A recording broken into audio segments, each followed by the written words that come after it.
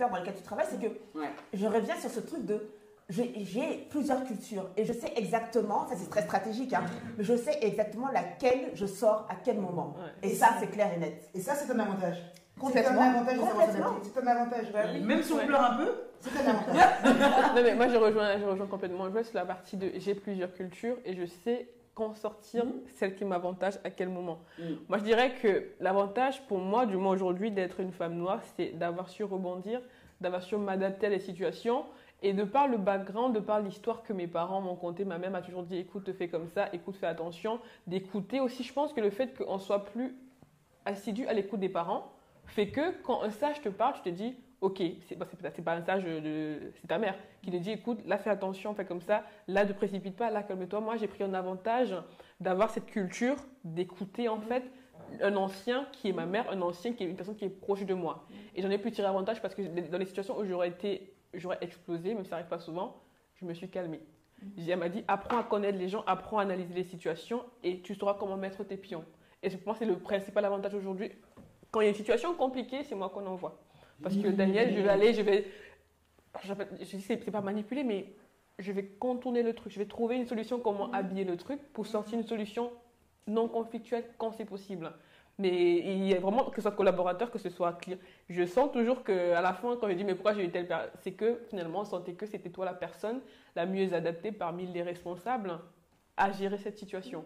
Mais parce que je sais qu'on va dire ah non mais toi tu te fâches pas trop, mais toi tu n'es pas dans le, toi tu es un peu dans l'affect, toi tu sauras comment lui parler, tu sauras que machin. On me le dit pas comme ça, mais avec le recul, quand je dis mais pourquoi, ah oui mais vous savez vous machin, je dis ok, mais c'est pour moi aujourd'hui c'est un avantage de dire cette culture que j'ai en tant que femme noire. Je prends ça comme une force. Et pour l'entreprise, c'est aussi une force parce que si je gère bien les situations conflictuelles, si je gère bien une petite tension, ils sont forcément gagnants. Moi, je gagne parce que si on sait que pour tel poste ou pour telle tâche, telle compétence, telle mission, c'est plus moi, ça veut dire que par rapport aux autres du même niveau, j'ai un petit avantage par rapport à eux. Ça, on peut le jouer sur un entretien, je peux demander une augmentation parce que vous savez, voilà, exactement. Mais c'est des petits trucs qu'on dit, on réussit à tirer son épingle des situations qu'on peut dire ouais, il n'y a pas que du négatif en fait dans le fait d'être les cheveux machin, il y a aussi du positif à être une femme noire dans une entreprise, que ce soit pour eux, que ce soit pour nous, il faut juste savoir comment jouer ses cartes en fait. Il y a toujours un avantage à ce qu'une entreprise te prenne toi, quelle que soit ta couleur. C'est du business. Voilà, il y a toujours un avantage à ce qu'elle te prenne toi, parce que quand tu parles, je t'entends parler, je te trouve tellement posé, tellement calme, tellement. Ça donne, hein, on a envie d'écouter. On est à l'aise. Non, mais c'est rassurant. C'est rassurant de te dire qu'elle travaille mon argent. Vous voyez ce que je veux dire? Oui, c'est rassurant. Ah oui, bien sûr. Non, mais c'est vrai. Elle va pas se tromper. C'est ça. Compte 1, 2, calmement. Même si tu c'est un cri. Oui, c'est ça.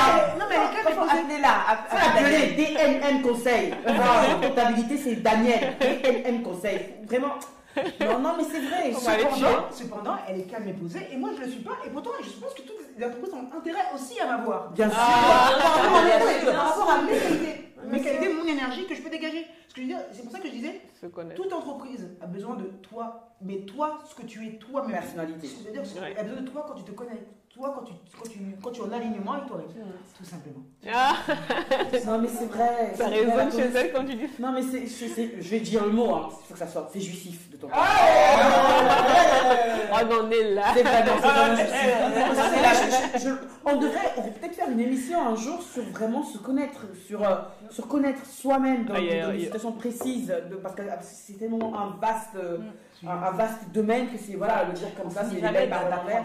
On ne finit jamais. Moi, j'adore faire ce voyage-là et se parler à la Dabla qui était il y a 10 ans, il y a 5 ans. C'est incroyable, et de se projeter dans 5 ans aussi. C'est important et ça permet d'avoir le calme olympien et la force tranquille de Daniel, parce que franchement, c'est jouissif. C'est vraiment juste. J'ai des spams. Les spams, c'est dans l'ordinateur. Non, j'ai des spasmes. Les spams, je sais que j'aime l'informatique, il ne faut pas exagérer. Mais moi, il y a quand même un peu abordé, je pense, à un moment de l'émission, être une femme noire en entreprise, c'est que malgré nous, même si Daba, elle dit que l'on ne veut pas, tu as ta position, tu vois, ce fardeau-là, malgré nous, on a ce quelque chose je pense que peut-être les hommes noirs d'ailleurs, qui nous poussent à toujours faire plus, à vouloir faire mieux. Hormis, c'était toi qui parlais de la jeune femme qui absolument n'était pas... Non, c'était toi Joël. C'était pas l'affaire parce que voilà, c'était pas impliqué. Bon, il y en a aussi.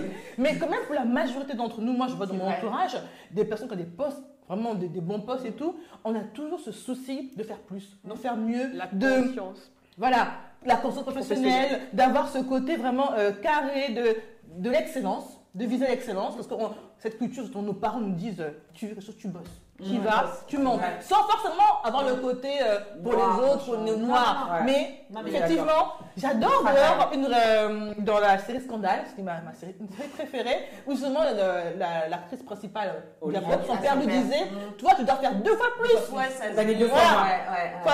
C'est la moitié ou un truc genre, tu fais 2 fois plus. Je pense qu'on nous semble beaucoup à l'avoir, en se disant, je veux, pas forcément pour les autres, déjà à moi-même, me prouver que ok, je suis là, je compte. Et je pense que l'entreprise, il y en a beaucoup qui arrivent quand on dépasse effectivement les préjugés. On va pas se mentir, il y en a des préjugés. Quand on dépasse ça, on se rend compte que c'est une vraie force des entreprises d'avoir des femmes noires. Parce que déjà, les femmes, on sait qu'on est carré, hein, voilà. Mais en plus, être noir, tu te dis, allez, j'y vais, je balise mon terrain, compétence à bloc, je fais mon travail et ça paie ses fruits.